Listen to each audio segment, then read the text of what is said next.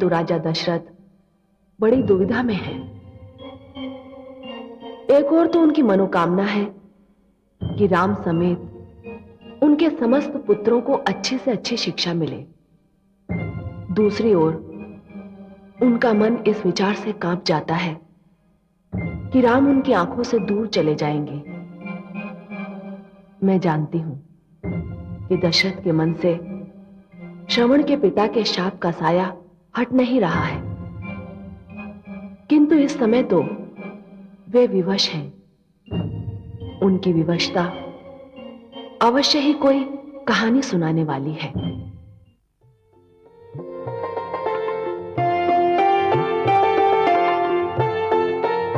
राजकुमारों, ये ऋषियाश्रम है।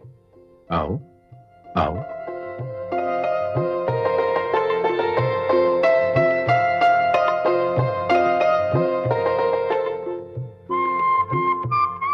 मेरी बात ध्यान से सुनो राजकुमारों। ये ऋषि आश्रम है। यहां तुम सबको राजभवन जैसी सुख सुविधाएं प्राप्त नहीं होंगी। यहां का जीवन कष्टदायक है। हे गुरुदेव, जो सरलता से प्राप्त हो उसका मूल्य कम होता है, और जो कष्ट के उपरांत प्राप्त हो वो उतना ही मूल्यवान होता है। हम यहाँ विद्या प्राप्त करने आए हैं, और विद्या सरलता से प्राप्त नहीं होती। हम हर कष्ट सहने को तैयार हैं। तुमने तो मेरा चित्त प्रसन्न कर दिया शिष्य। यदि विद्या प्राप्त करने की इच्छा इतनी ही प्रबल है तो मैं भी वचन देता हूं कि अपना सब कुछ तुम्हें दे दूंगा। वे विद्याएं जिनसे मैं संपन्न हूं तुम्हारी हो जाएंगी। तुम चाहो तो मुझे रिक्त कर सकते हो शिष्य। विद्या ऐसा धन है जो बांटने से कम नहीं होता। आप अपनी सारी विद्या देकर भी सदैव हमसे अधिक विद्वान रहेंगे। सुंदर, अति सुंदर विचार हैं तुम्हारे। अच्छा, अब तुम सब अपना अपना निवास स्थान चुन लो। कल से तुम सबकी औपचारिक शिक्षा प्रारंभ हो जाएगी।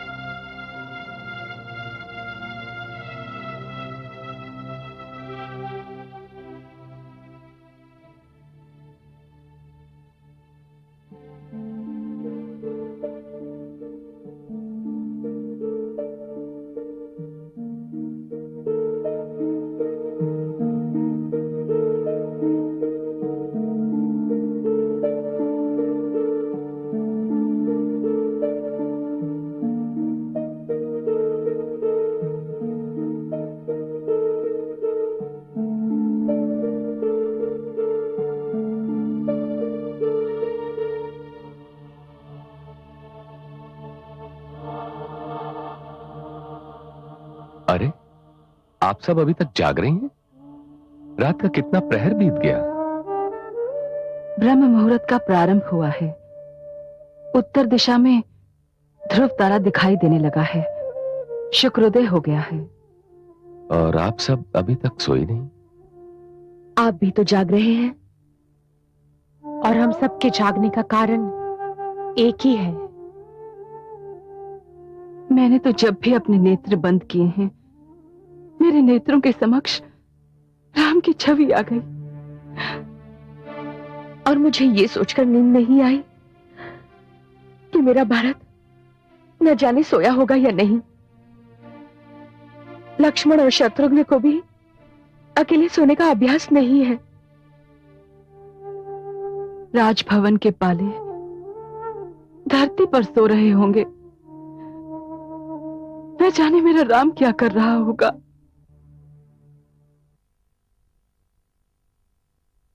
गुरुदेव, राम, इस ब्रह्ममुहूर्त में तुम यहां मेरे पास? ज्ञान तो गुरु से ही प्राप्त होता है ना। परंतु रात्रि के इस अंतिम प्रहर में तुम्हें जगाया किसने? जिज्ञासा ने।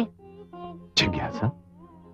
कैसी जिज्ञासा वत्स? पिताश्री ने मुझे बताया है कि आप अपने शिष्यों को धर्म की शिक्षा देते हैं। मैं जब से यहाँ आया हूँ यही सोच रहा हूँ कि धर्म क्या होता है। गुरुदेव मुझे बताइए ना, धर्म क्या होता है? अच्छा, तो आप ये जानना चाहते हैं कि धर्म क्या होता है? अवश्य, परंतु आप मुझे आप कहकर क्यों संबोधित कर रहे हैं? अब मैं आपको आप कहकर ही पुकारूंगा, क्योंकि आपने जो प्रश्न किया है वो आपकी छोटी सी आयु से मेल नहीं खाता। ऐसे प्रश्न तो बड़े और महान व्यक्ति ही किया करते हैं। आइए मेरे साथ।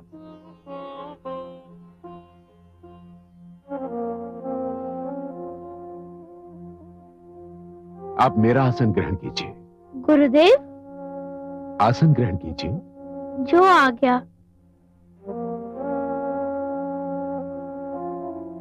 हाँ, तो आप पूछ रहे थे कि धर्म क्या होता है। हाँ गुरुदेव। आप मेरे पहले बाल शिष्य हैं जिसने इतना महान प्रश्न किया है, और मुझे पूरा विश्वास है कि यदि आपके मस्तिष्क में इतना महान प्रश्न उभरा है तो इसका उत्तर भी आपका मस्तिष्क अवश्य ग्रहण करेगा। सुनिए, धर्म बहुत सारे गुणों का मिला जुला स्वरूप है। वो गुण जो मानवता को, मर्यादा को और आदर्श को सर्वोच्च शिखर तक ले जाता है, वो धर्म है। धर्म का अर्थ है जीवन को चलाने वाला। और कर्म क्या होता है? कर्म जीवन है, अस्तित्व है, जीवन का प्रमाण है। कर्म उचित भी हो सकता है और अनुचित भी। उचित और अनुचित कर्म की पहचान क्या है?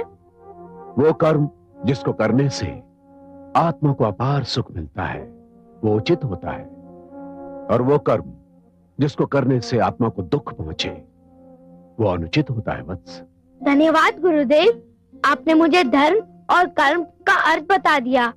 मैं आपको वचन देता हूँ कि सदैव उचित और शुभ कर्म ही करूँगा।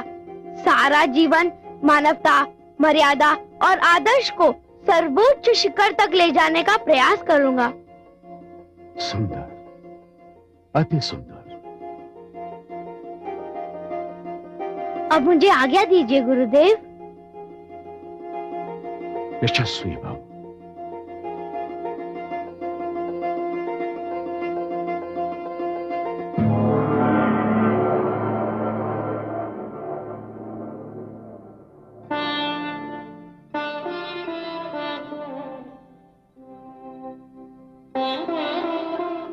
क्या देख लिया मेरे भोलेनाथ ने, जो अधरों के मधुबन में मुस्कान की कलियां खिली जा रही हैं?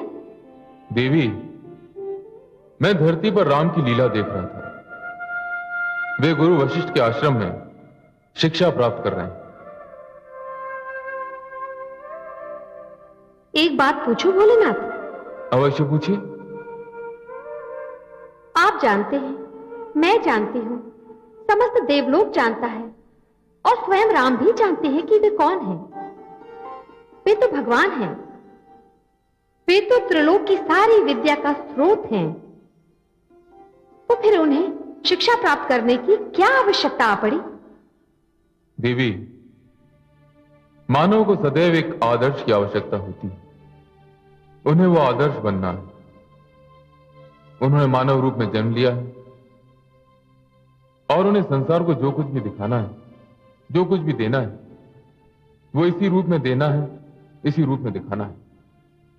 मानव रूप लेने के कारण उन्हें जीवन की हर उस अवस्था से निकलना पड़ेगा जो मानव जीवन से संबंधित है।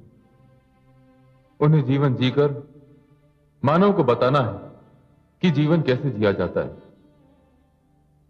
उन्हें दुख सहकर मानव को दिखाना है कि दुख कैसे सहा जाता है। उन्हें सुख भोगकर मानव को सिखाना है कि सुख में संतुलन कैसे स्थापित किया जाता है। देवी, राम को संसार को जीवन की, मानवता की नई परिभाषा देनी है। यही कारण है कि उन्हें साधारण मानव की भांति एक गुरु की शिक्षा की आवश्यकता होगी। मैं तो उनकी तन्मयता देखकर दंग रह गया हूं। शिष्यगण, आज मैं तुम्हें बताऊंगा कि अच्छा विद्यार्थी, आदर्श विद्यार्थी कौन होता है और वो कैसे बनता है। आदर्श विद्यार्थी में 5 गुणों का होना अनिवार्य है। विद्वानों ने कहा है, काक चेष्टा बको ध्यानम श्वान निद्रा तथैव च, अल्पाहारी गृह त्यागी विद्यार्थिनः पंचलक्षणम। अर्थात काक चेष्टा, कागा जैसी चेष्टा होनी चाहिए। कागा जब तक अपना भोजन प्राप्त नहीं कर लेता प्रयास करता ही रहता है। बको ध्यानम, बगुले जैसी एकाग्रता होनी चाहिए। श्वान निद्रा, श्वान के जैसी निद्रा होनी चाहिए जो तनिक सी आहट से टूट जाए। अल्पाहारी, वो आदर्श विद्यार्थी होता है जो आवश्यकता से कम भोजन करे। गृह त्यागी, और आदर्श विद्यार्थी को विद्या अध्ययन के लिए यदि घर से दूर भी जाना पड़े तो उसके लिए उसे तत्पर रहना चाहिए।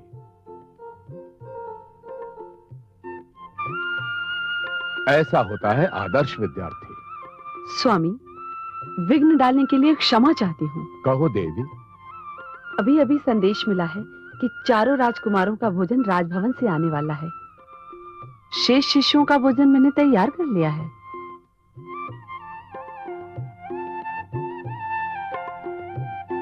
प्रणाम माता। आयुष्मान भव। हे माता, क्या हमसे कोई भूल हुई है? भूल नहीं तो तुम ऐसा क्यों पूछ रहे हो पुत्र? यदि भूल नहीं हुई है तो आप हमें ऐसा दंड क्यों दे रही हैं? दंड? कैसा दंड? मैं तुम्हारी बात नहीं समझी पुत्र। हे माता, गुरुदेव ने हमें पुत्रों के रूप में स्वीकार कर लिया है। ऐसा लगता है कि आपके विषय में हमारा भाग्य साथ नहीं दे पा रहा। नहीं नहीं, तुम मेरे भी पुत्र हो। मैंने तुम्हें अपना पुत्र मान लिया है। मान लिया है तो आप हमें शेष शिष्यों जैसा क्यों नहीं समझ रही हैं? हमें अपने हाथ के बने भोजन से क्यों वंचित कर रही हैं? हे माता, जिस भोजन को आपके हाथों ने छुआ है वो तो हमारे लिए प्रसाद है। हमें इस प्रसाद से वंचित मत कीजिए। नहीं नहीं, मुझे क्षमा कर दो पुत्र। वास्तव में मुझसे बड़ी भूल हो गई पुत्र, बड़ी भूल हो गई। भरत, भरत कहाँ हो तुम?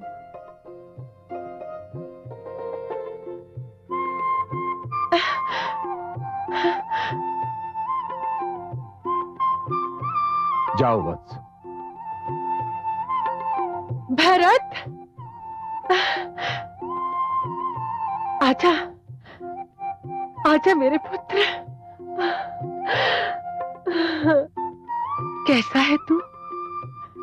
अच्छा एक बात बता, जैसे मैं तेरे लिए व्याकुल थी, तू भी मेरे लिए व्याकुल था ना? है ना? देख, मैं तेरे लिए विशेष भोजन बनाकर लाई हूँ। दाई माँ, ये भोजन लौटा ले जाइए। क्यों? हम आश्रम का ही भोजन ग्रहण करेंगे। देखो, जो तुम्हारे मन में आए तुम करो। वैसे भी ये भोजन मैं अपने भरत के लिए लाई हूँ। जो वस्तु मेरे भ्राता श्री राम के लिए नहीं है वो मेरे लिए भी व्यर्थ है। हे देवी, आप अपना ये विशेष भोजन वापस ले जाइए, क्योंकि चारों राजकुमार मेरे अन्य शिष्यों के साथ यहीं का भोजन करेंगे। यह राम का निर्णय है। कैसे बड़े भाई हो तुम? स्वयं ही निर्णय ले लिया कि आश्रम का रूखा फीका भोजन ही ग्रहण करोगे? अपने छोटे भाइयों से पूछा तक नहीं? अपने भाइयों को कष्ट देने का क्या अधिकार है तुम्हें?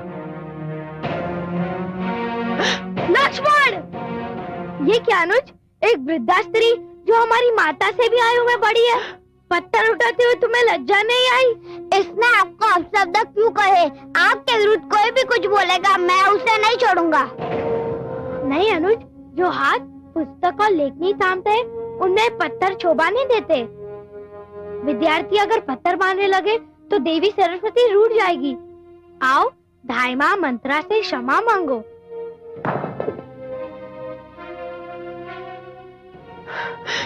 क्षमा कर दीजिए मुझे, मैं भ्राताश्री का आदेश मानकर आपसे क्षमा याचना करता हूँ। धाइमा, हमारे कारण आपको जो भी कष्ट हुआ है मैं उसके लिए क्षमा मांगता हूँ।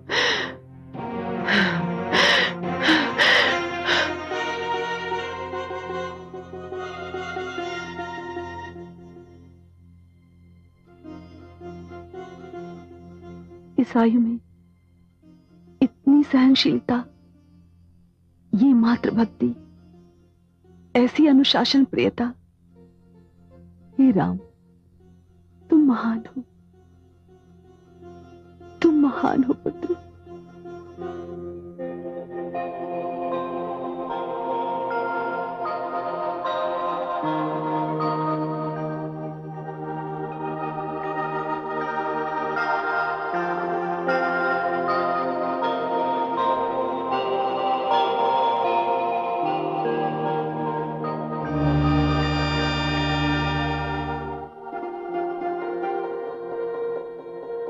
हे देवी, आपको बालपन की नींद में सोए और मीठे मीठे भोले भाले सपनों में खोए देखकर मेरा मन हर्ष से झूम उठा है। पर आपको क्या पता, एक बार आपको अपनी बाहों में लेकर मुझे जिस सुख और आनंद का अनुभव हुआ था, उसे दोबारा पाने के लिए मैं कितना तरस रही हूं।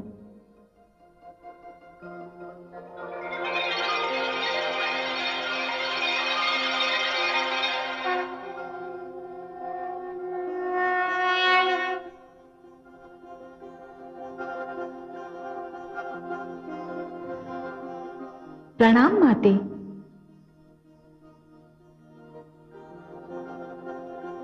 आपको मुझे बाहों में लेकर जो सुख मिला था, उससे कहीं अधिक सुख और आनंद मुझे आपकी बाहों में समाकर मिला था।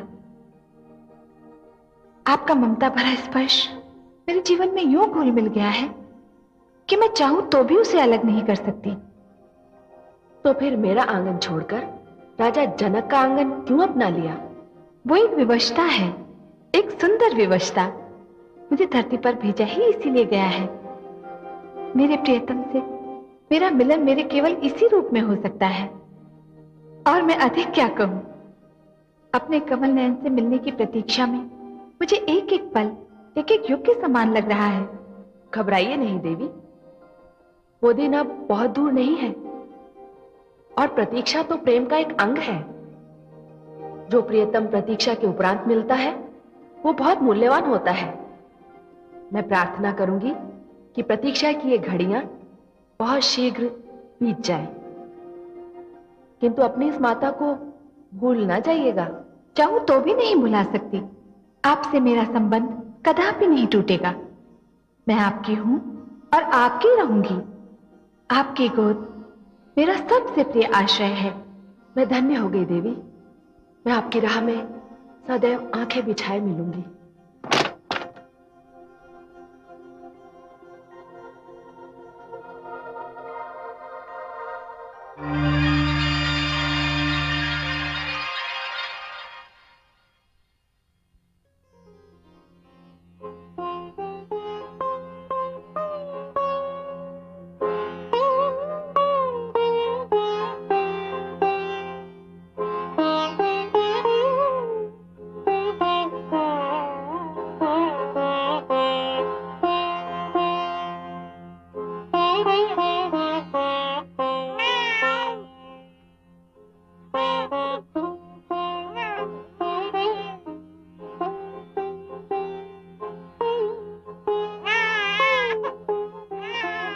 हे ईश्वर, तेरा कोटि कोटि धन्यवाद। जब से ये नन्ही गुड़िया घर आई है, तब से हर समय मेरे घर में एक भीनी भीनी सी सुगंध फैली रहती है।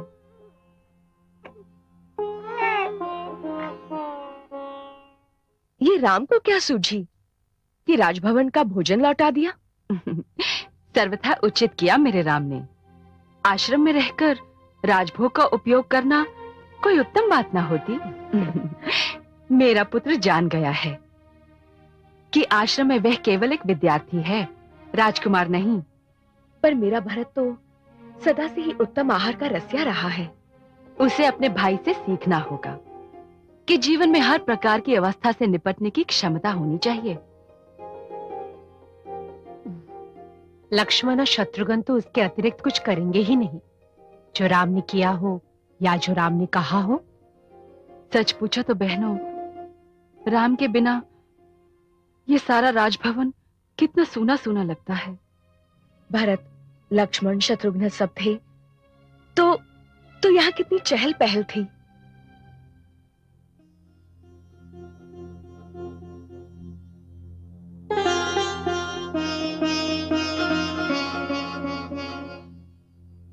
आज आप सभागार से बहुत शीघ्र लौट आए स्वामी। हाँ, राम को देखे बिना किसी कार्य में मन नहीं लगता। ऐसा लगता है जैसे उसके बिना मेरे जीवन में अब कुछ नहीं रहा। तो हम सब ऋषि वशिष्ठ के आश्रम क्यों न चले?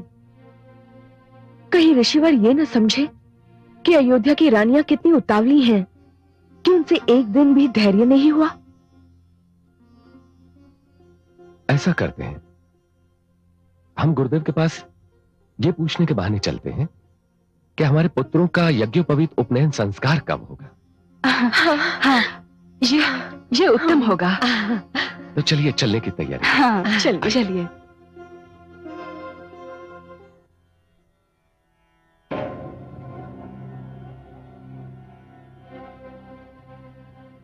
महाराज दशरथ,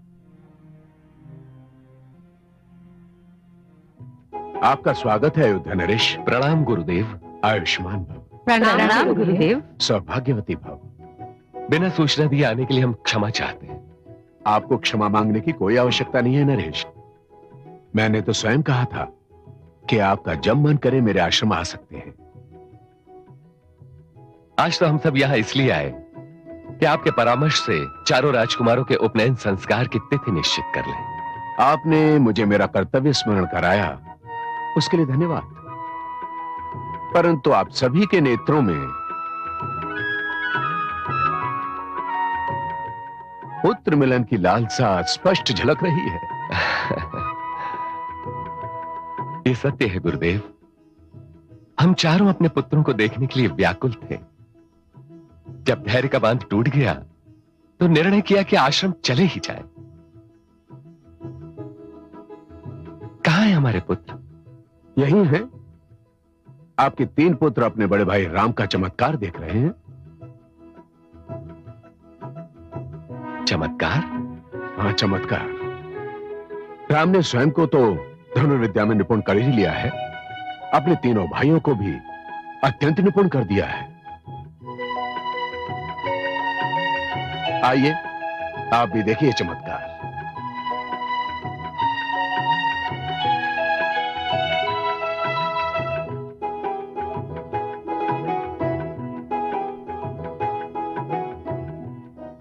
अनुज, हम क्षत्रिय हैं। रक्षा करना हमारा धर्म है। अपनी और दूसरों की रक्षा के लिए धनुर्विद्या और साहस दोनों की आवश्यकता होती है। हम एक के बाद एक लक्ष्य साधेंगे। जो आज्ञा भ्राताश्री। यशस्वी भव। राम, वत्स, अब हम एक विशेष अभ्यास करेंगे।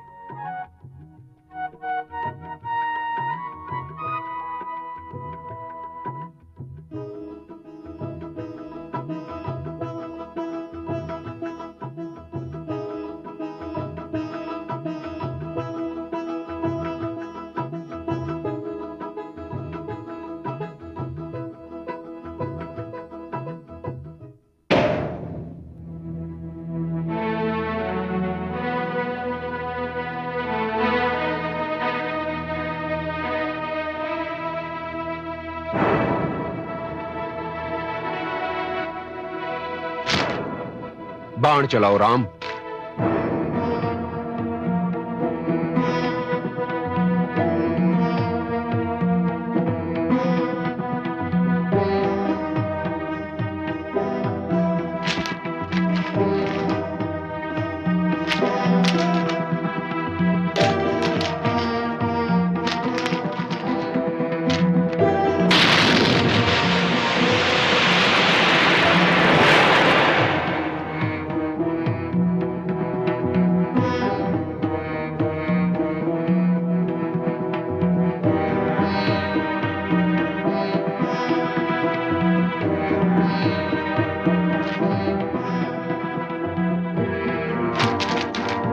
बाण चलाओ राम।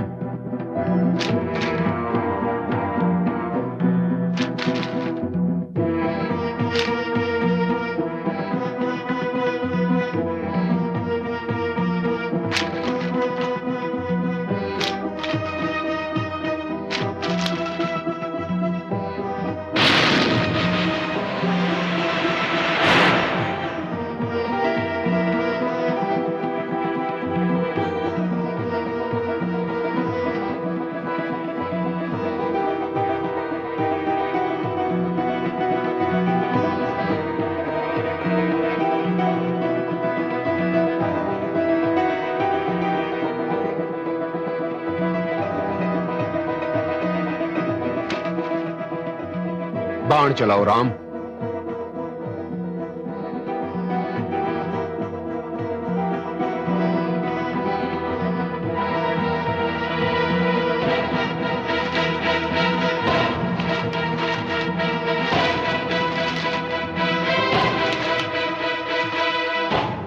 बाण चलाओ राम। बाण चलाओ राम। नहीं गुरुदेव, मैं नहीं चलाऊंगा। परंतु क्यों? इस बार टहनियों के टकराने से जो ध्वनि, उससे मुझे अनुमान हुआ कि ध्वनि के पीछे आपका शरीर है।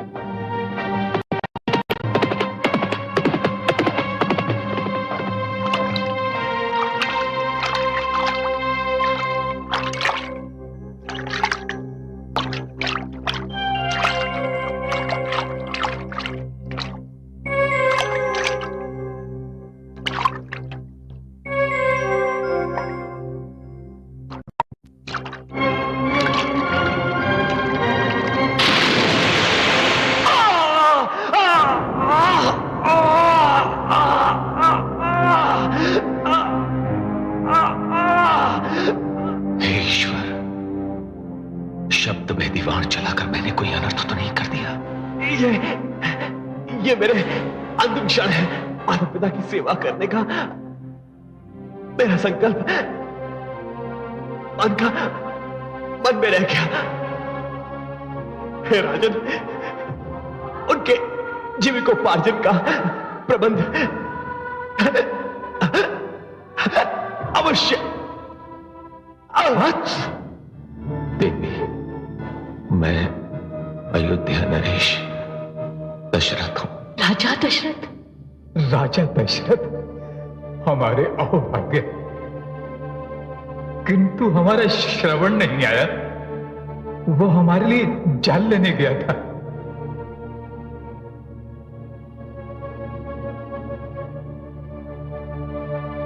जल तो मैं आपके लिए ले आया। और हमारा पुत्र श्रवण? उसे मैं नहीं ला सका। क्यों? कहां है वो? आपका पुत्र पशु के धोखे में मेरे बाण से। नहीं,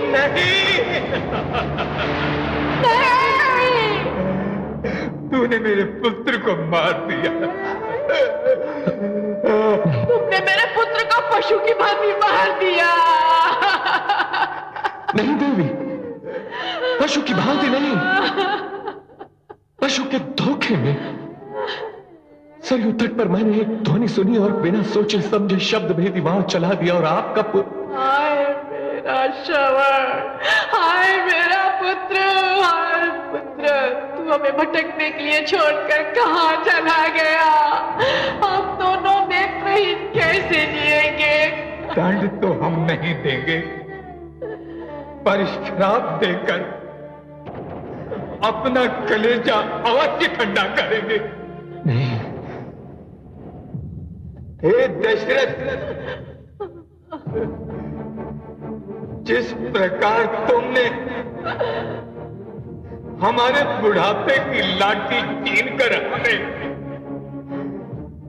दुख दिया है,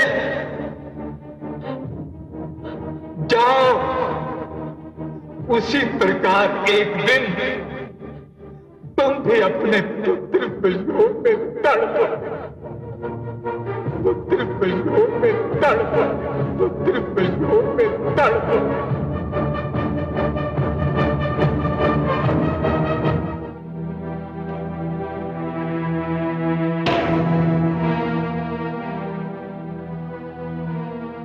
अब मेरे लिए क्या आ गया है गुरुदेव?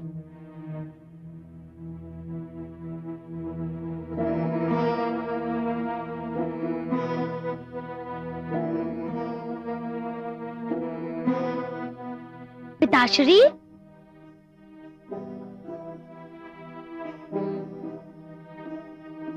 धन्य हो मेरे राम, धन्य हो। मैं प्रयास करूंगा कि ऐसा कोई अवसर ना आए जब मुझे तुम्हारा वियोग सहन करना पड़े।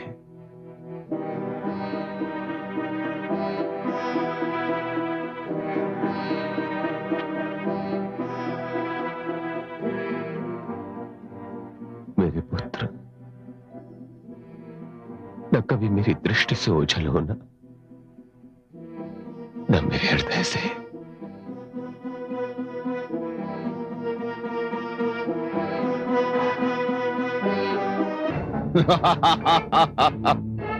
देखिए महारानी, देखिए मेरे नाना श्री असुरराज सोमाली ने मेरे पुत्रों को क्या बना दिया।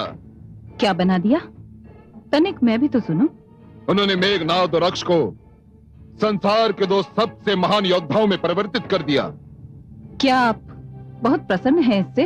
अवश्य। क्या आप प्रसन्न नहीं हैं? नहीं। नहीं? क्यों? विद्वान का पुत्र युद्ध प्रिय बन जाए तो इसमें प्रसन्नता की कौन सी बात है स्वामी? सारा संसार आपको विद्वान मानता है और आप हैं भी विद्वान, किंतु दुख का विषय यह है कि आपकी विद्वता का एक अंश भी आपके पुत्रों को नहीं मिला। किंतु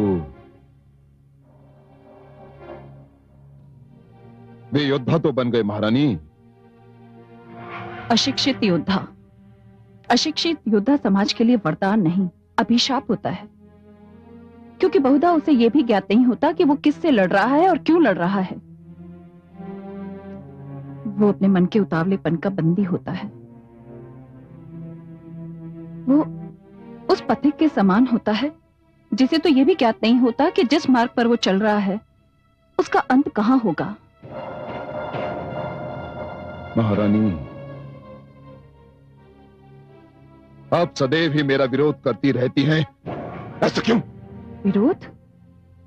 तनिक अपने मन से पूछिए कि जब मैं ये कहती हूं कि अपनी संतान के लिए शिक्षा और विद्या का प्राप्त करना सबसे उत्तम कार्य है, तो क्या मैं आपका विरोध करती हूं?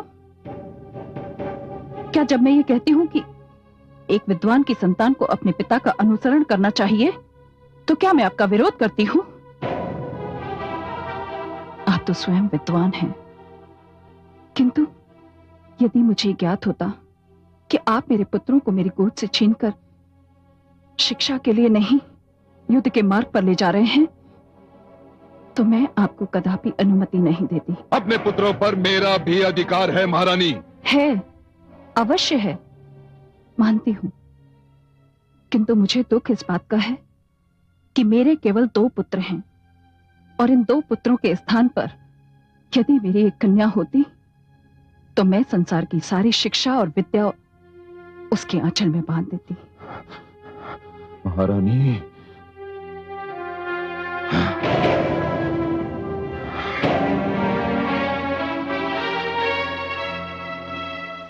सीता, पुत्री सीता, सीता। महारानी, हमारी राजकुमारी सीता कहाँ है? कहीं भी दिखाई नहीं दे रही। राजभवन के पीछे के वन में मृग क्रीड़ा देखने गई होगी। आपकी राजकुमारी को मृग और वन बहुत भाते हैं। उसकी सखियां कहती हैं कि राजभवन से अधिक उसका मन वन में लगता है। उसे वन से बहुत प्यार है स्वामी। वो बात तो ठीक है महारानी, किंतु हम भी जानते हैं और वो भी जानती है कि वो एक राजकुमारी है। उसका स्थान ये भवन है, वो वन नहीं। अभी उसकी आयु ही क्या है स्वामी, बड़ी होगी तो स्वयं सीख जाएगी। महारानी, कुछ बातें ऐसी होती हैं जो संतान स्वयं नहीं सीखती, उन्हें वो बातें सिखाई जाती हैं। अब राजकुमारी सीता को ये सीख भी हमें ही देनी होगी कि राजकुमारियां कैसे उठती बैठती हैं, कैसे बोलती चालती हैं, कैसे खाती पीती हैं। हमारी राजकुमारी मिथिला नरेश की पुत्री है, सभी राजकुमारियों से श्रेष्ठ। मैं आपसे सहमत हूँ स्वामी। सीता को अब राजकुमारियों के रंग ढंग अपना लेने चाहिए। ठीक कहा महारानी। मैंने इसी उद्देश्य से आदरणीय ऋषि गौतम को अपने सभागार में बुलाया है। वे आज ही बता रहे हैं। आप राजकुमारी सीता को लेकर मेरे सभागार में पहुंच जाइए। मैं ऋषिवर से विनती करूंगा कि हमारी राजकुमारी सीता को राजभवन के शिष्टाचार वे स्वयं सिखाएं। आप जाइए, मैं सीता को लेकर स्वयं आती हूँ। उचित है।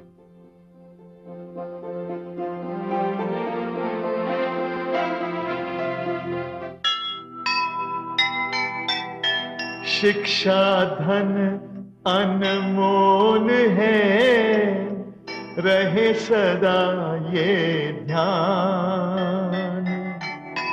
उच्च वही कुल है जहां, शिक्षित है संतान। शिक्षा बिन मिलता नहीं आदर और सम्मान। अज्ञानी धन हीन है, ज्ञानी है धनवान। ज्ञानी है धनवान। जो सुनेगा ये पुराण पाएगा सुख और ज्ञान। पाएगा सुख और ज्ञान। कर्म को ही धर्म जान, प्रेम की तू छेड़तान। प्रेम की तू छेड़तान। बीते युग बता रहे हैं, बीते युग बता रहे हैं, सत्य पथ पे चल सुजान। विष्णु पुराण